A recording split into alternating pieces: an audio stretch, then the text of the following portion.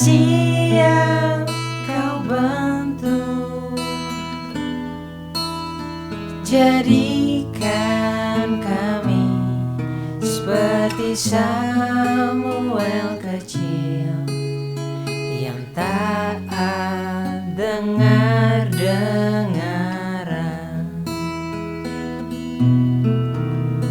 Mari Tuhan berfirman-Lah,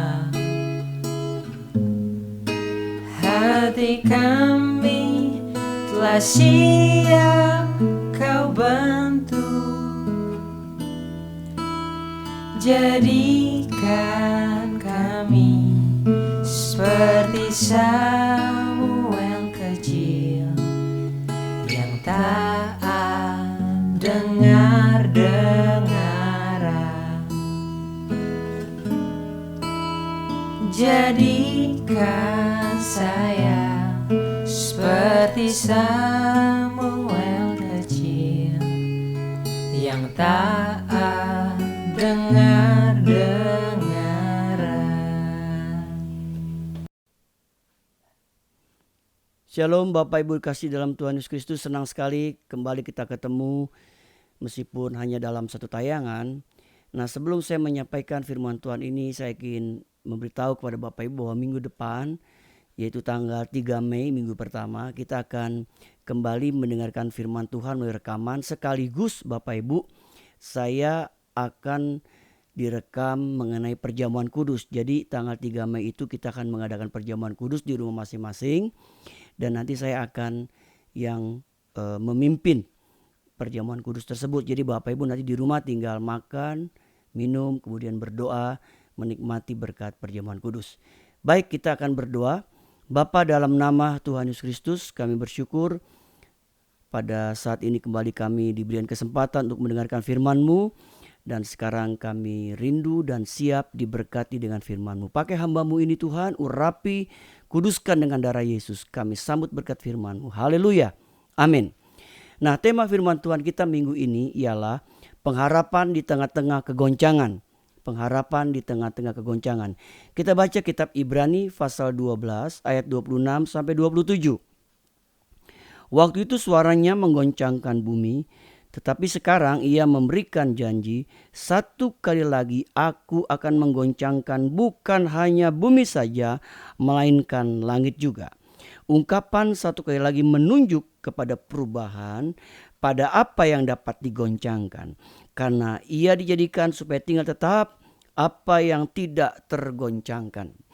Nah, kalau kita membaca ayat ini kembali kita diingatkan bahwa bumi yang kita tinggal akan digoncang oleh Tuhan. Bahkan satu kali lagi akan digoncangkan dan langit juga akan digoncangkan.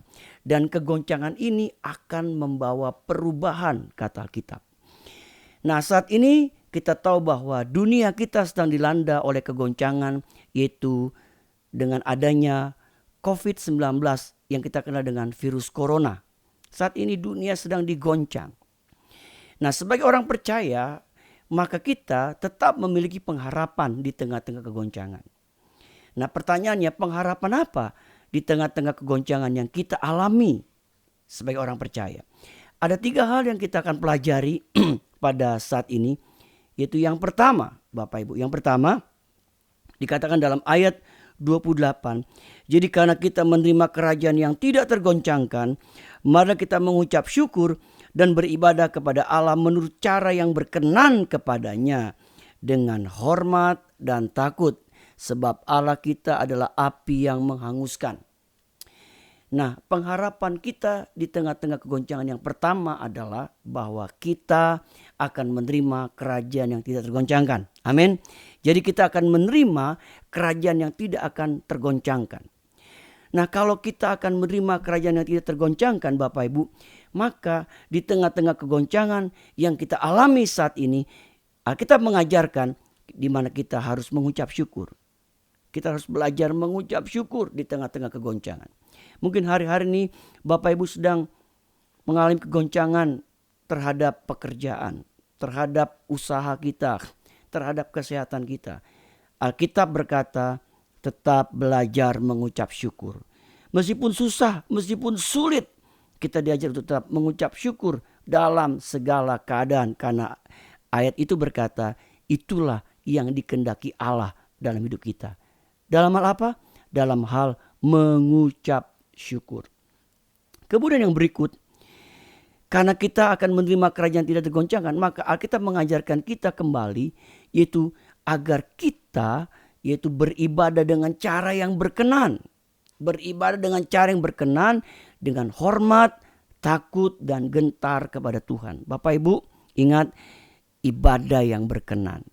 Saya percaya meskipun kita ibadah di rumah Bapak Ibu, ya hanya 2, 3, 4 orang, di rumah masing-masing kita saat ini beribadah bersama-sama, kita percaya bahwa kita tetap bisa disebut ibadah kita berkenan kepada Tuhan. Selama hati kita tertuju kepada Tuhan, selama hati kita rindu untuk beribadah kepada Tuhan, maka ibadah kita menjadi ibadah yang berkenan di hadapan Tuhan. Bukan karena terpaksa, karena mungkin karena nggak ada acara dan sebagainya, tapi benar-benar ada kerinduan yang kuat untuk kita beribadah kepada Tuhan, meskipun di rumah, dengan hormat, dengan takut dan gentar kepada Tuhan. Bapak Ibu, biar ibadah kita yang kita lakukan di rumah ada ibadah yang tetap berkenan di hadapan Tuhan. Ibadah kita berkenan, menyenangkan, tetap hatinya Tuhan. Inilah yang pertama Bapak Ibu. Yang kedua, pengharapan di tengah-tengah kegoncangan kita kembali membaca satu ayat, yaitu kitab Yoel. Kita baca kitab Yoel Bapak Ibu. Kitab Yoel pasal yang ketiga ayat 16. Yoel 3:16 berkata demikian. Tuhan mengaum dari Sion, dari Yerusalem ia memperdengarkan suaranya. Dan langit dan bumi bergoncang.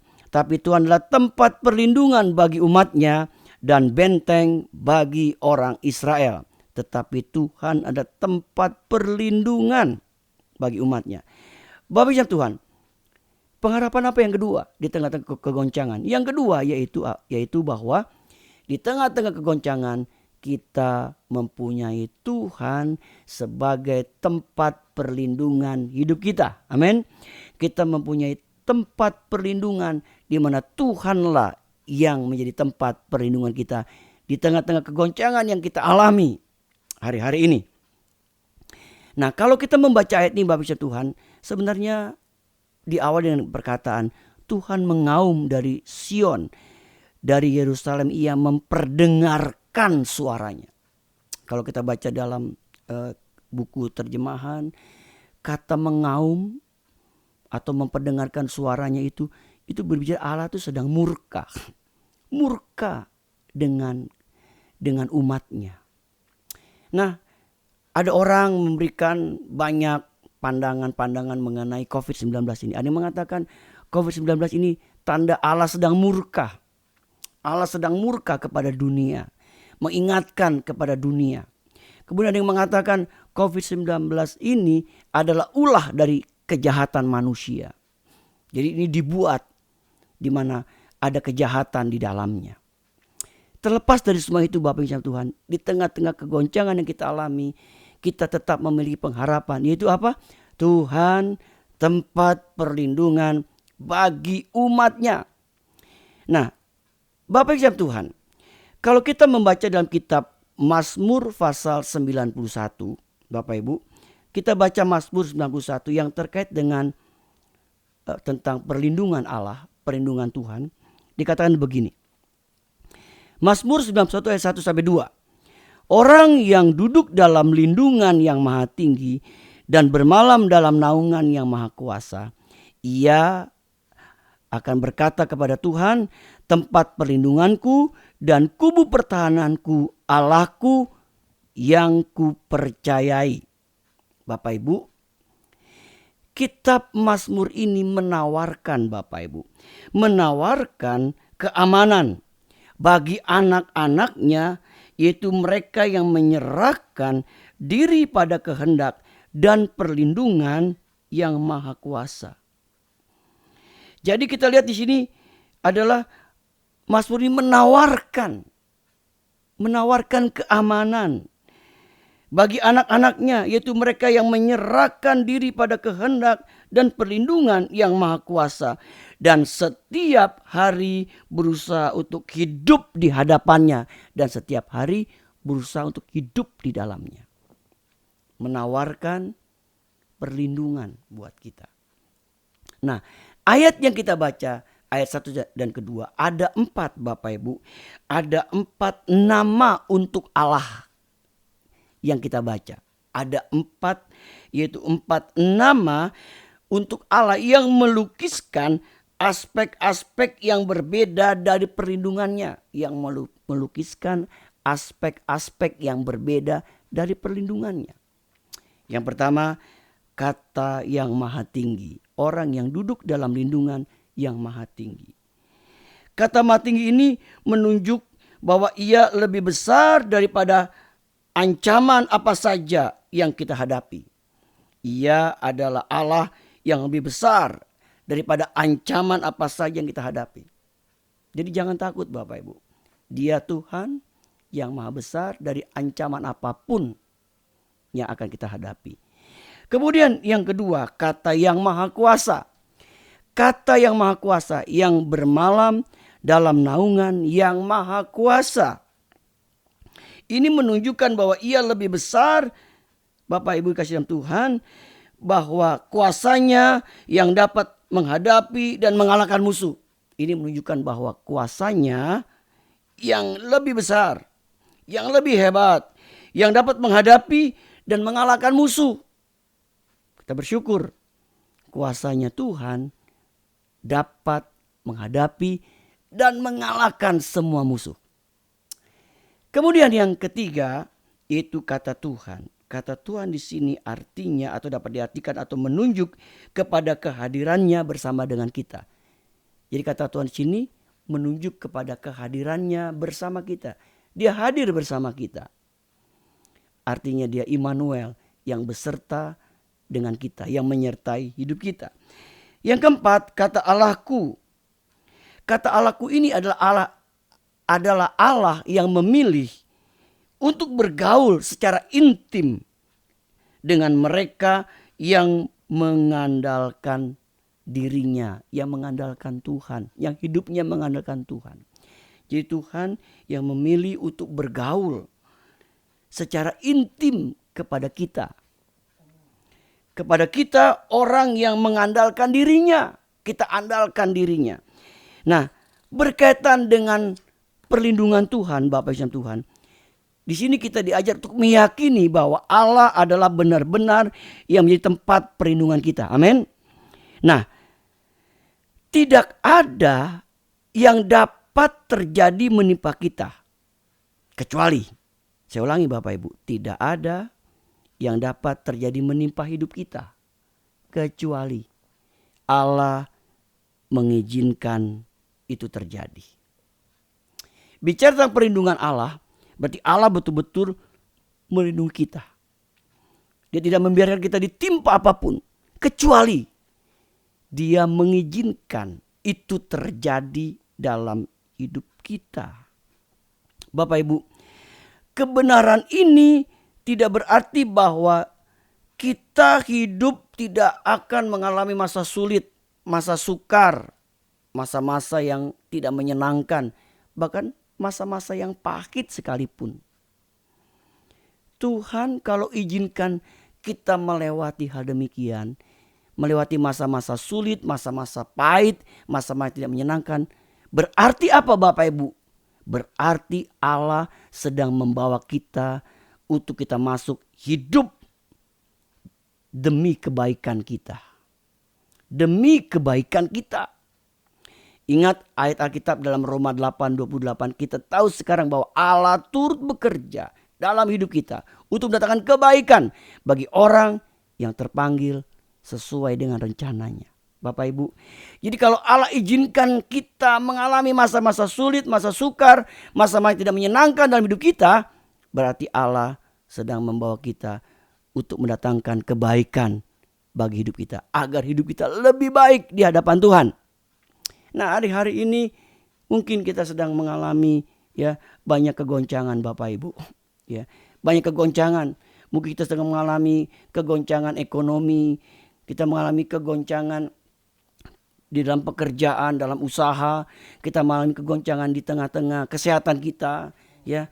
Nah, kita percaya Bapak Ibu, meskipun di tengah-tengah hal itu Tuhan izinkan terjadi dalam hidup kita, berarti Tuhan sedang mengarahkan hidup kita untuk kita lebih dekat kepada Dia, untuk mengandalkan Dia, untuk hidup lebih baik lagi di hadapan Tuhan. Dan itu semuanya untuk mendatangkan kebaikan bagi hidup kita. Amin. Nah, kemudian yang ketiga, Bapak Ibu Tuhan, yang terakhir, kita baca kembali satu ayat, Hagai pasal 2 ayat 7 sampai 9. Kitab Hagai pasal 2 ayat 7 sampai 9 sebagai berikut. Sebab beginilah firman Tuhan semesta alam. Sedikit waktu lagi maka aku akan menggoncangkan langit dan bumi, laut dan darat. Aku akan menggoncangkan segala bangsa. Sehingga barang yang indah-indah kepunyaan segala bangsa datang mengalir. Maka aku akan memenuhi rumah ini dengan kemegahan, firman Tuhan semesta alam. Ayat 9. Kepunyaankulah perak, kepunyaankulah emas. Demikianlah firman Tuhan semesta alam. Bapak Ibu yang dikasih Tuhan, kalau kita baca ayat ini, diingatkan kisah bagaimana orang Israel, dia baru pulang dari pembuangan dari negeri Babel. Mereka miskin, gak punya apa-apa. Tapi mereka rindu mau membangun bait Allah kembali. Nah, bagaimana caranya? Tuhan menggoncangkan segala bangsa. Sehingga dikatakan bangsa-bangsa datang untuk memberikan kepunyaan mereka. Dikatakan berkat itu mengalir. Maka aku akan memenuhi rumah ini dengan kemegahan, firman Tuhan semesta alam. Apa makna dari ayat ini Bapak Ibu Tuhan? Antara lain makna dari ayat ini adalah bahwa Tuhan itu adalah sumber berkat bagi hidup kita.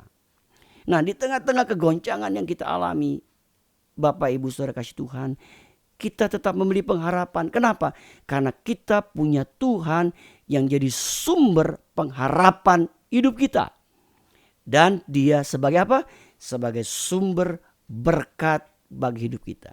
Bapak Ibu, kalau sumber berkat artinya Dia adalah sumber berkat yang gak bisa habis. Makanya Bapak Ibu, kalau kita cari Tuhan, kita beribadah, kita bukan cari berkat, kita cari sumber berkat. Kau cari berkat bisa habis. Tapi kalau cari sumber berkat itu tidak akan pernah habis dalam hidup kita. Nah, berbicara Tuhan sumber berkat berarti apa? Tuhan banyak punya cara untuk menolong hidup kita. Di tengah-tengah kegoncangan saat ini, mungkin Bapak Ibu Tuhan, kita melihat keadaan yang sulit, ya, serba susah, serba sulit, mau ngapa-ngapain juga susah dan sulit. Tapi ingat Bapak Ibu Tuhan, Tuhan tetap punya cara untuk menolong kita. Amin. Dia tidak pernah kekurangan cara untuk menolong kita. Kenapa? Dia sumber berkat.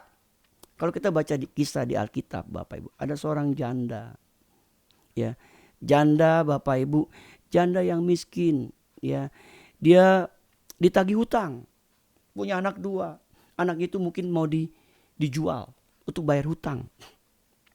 Lalu datanglah seorang abdi Allah datang ke rumah itu. Lalu dia ceritakan, lalu dikatakan, engkau harus bertindak, ya, kumpulkan bejana-bejana kosong, ya, sampai banyak, minta sama tetanggamu. Lalu ketika bejana itu sudah terkumpul, tuangkan minyak itu, kata abdi Allah itu. Ketika dituang, minyak itu gak pernah habis-habis. Terus ketika bejananya sudah mulai penuh semua, minyak itu berhenti. Akhirnya mereka bisa bayar hutang dan mereka bisa hidup melewati masa-masa sulit yang mereka alami. Bapak Ibu Tuhan, saya percaya apa yang dialami oleh ibu janda dengan 2 anak itu pun itu bisa kita alami dalam hidup kita orang percaya. Hari-hari kita sedang mengalami masa-masa sulit, masa-masa sukar yang kita alami di tengah-tengah goncangan melalui virus corona ini. Tetapi tetap kita punya sumber berkat dalam hidup kita. Tuhanlah sumber berkat buat hidup kita. Untuk itu Bapak Ibu, untuk itu kita diajar yang pertama, kita harus selalu mengandalkan Tuhan. Dia sumber berkat, kita andalkan dia. Yang kedua, Bapak Ibu, kita mengutamakan Tuhan. Yang pertama, andalkan Tuhan. Jangan andalkan yang lain-lain, Bapak Ibu. Kita udah tidak bisa mengandalkan siapapun saat ini. Bukan ada orang hebat sekalipun bisa nolong kita. Tapi ingat, manusia itu penuh dengan keterbatasan. Tapi Tuhan ada Tuhan yang gak terbatas. Andalkan Tuhan. Yang kedua, utamakan Tuhan. Utamakan Tuhan dalam hidup kita. Yang ketiga, membangun hubungan persekutuan yang terus intim dengan Tuhan. Bapak Ibu Tuhan, dalam kesempatan seperti sekarang ini, kesempatan kita membangun hubungan kita lebih intim dengan Tuhan. Ya. Meskipun kadangkala mungkin ada kemalasan, ada kejenuhan, bosan. Ya bosan di rumah, ya di rumah melulu bahasa Betawinya. Tapi Bapak Ibu Tuhan, di tengah-tengah kebosanan kita, di tengah-tengah kejenuhan, ada hal yang kita bisa lakukan antara lain apa? Membangun hubungan yang intim dengan Tuhan. Kalau Bapak Ibu dulu jarang baca Alkitab, sekaranglah kesempatan baca Alkitab. Kalau dulu nggak pernah berdoa, sekarang gunakan waktu untuk berdoa di rumah, ya bersama keluarga dan sebagainya. Kemudian banyak hal yang kita bisa lakukan dalam rangka kita membangun hubungan yang intim dengan Tuhan. Kita bisa banyak baca buku rohani dan sebagainya dan sebagainya. Dalam rangka apa? Membangun persekutuan yang intim dengan Tuhan. Kemudian tetap hidup benar. Kita percaya Tuhan itu sumber berkat, Bapak Ibu. Kalau kita hidup benar, kita berkata bahwa orang benar itu gak pernah ditinggalkan Tuhan. Orang benar tidak pernah ditinggalkan Tuhan. Makanya kita terus belajar hidup benar di hadapan Tuhan. Benar. Kitab Amsal berkata, kalau tidak salah Amsal 3 ayat 33 berkata, kutuk Tuhan ada di tempat atau di rumah orang fasik, tetapi tempat kediaman orang benar diberkatinya. Amsal 3:33. Gampang ya, 3:33. Kutuk Tuhan ada di dalam rumah orang fasik, tapi tempat kediaman orang benar diberkati. Artinya rumah kita bisa diberkati kalau kita hidup benar di hadapan Tuhan. Yang terakhir, kita tetap hidup kudus di hadapan Tuhan. Kita jaga mulut kita kudus, perkataan kita, dan terlebih hati dan pikiran kita untuk kita mau kudus di hadapan Tuhan. Nah, berbahagialah kita yang mendengar firman Tuhan serta melakukannya. Saya percaya Bapak Ibu Tuhan bahwa kita tetap memiliki pengharapan di tengah-tengah kegoncangan yang kita alami. Nah, sebelum kita berdoa Bapak Ibu, saya ingatkan kembali, nanti minggu depan tanggal 3 saya akan membuat rekaman kembali khotbah sekaligus untuk perjamuan kudus. Jadi Bapak Ibu nanti bisa perjamuan kudus bersama-sama di rumah masing-masing. Dan kemudian nanti anggurnya dan hostingnya Bapak Ibu memerlukan bisa ambil di ruko. Nanti gereja akan siapkan di ruko. Bagi Bapak yang membutuhkan bisa ambil di ruko. Nanti Bapak Ibu bisa melakukan perjamuan kudus di rumah masing-masing dan bisa memutar rekaman dan saya akan pandu untuk melakukan perjamuan kudus di rumah masing-masing. Amin. Mari kita berdoa. Bapa, dalam nama Tuhan Yesus Kristus, kami mengucap syukur kami sudah mendengar firman-Mu. Roh Kudus meteraikan benih firman-Mu dalam setiap jemaat yang mendengar hari ini. Dan itu biar tertanam dalam hidup mereka, terlebih jadi rema bagi hidup mereka, dan mereka melakukan firman-Mu. Hamba berdoa saat ini Tuhan, kalau mereka sedang mengalami kegoncangan, dalam nama Yesus, Tuhan tolong mereka. Tolong mereka, ajar mereka tetap percaya kepada Tuhan, tetap setia, tetap mengandalkan Tuhan dalam nama Yesus. Tuhan tolong seluruh jemaat GB dan alamat Geraha Pena di mana mereka berada saat ini, tolong hidup mereka Tuhan. Tuhan tolong pekerjaan mereka, Tuhan tolong usaha, rumah tangga, Tuhan tolong studi anak mereka, Tuhan tolong hidup mereka.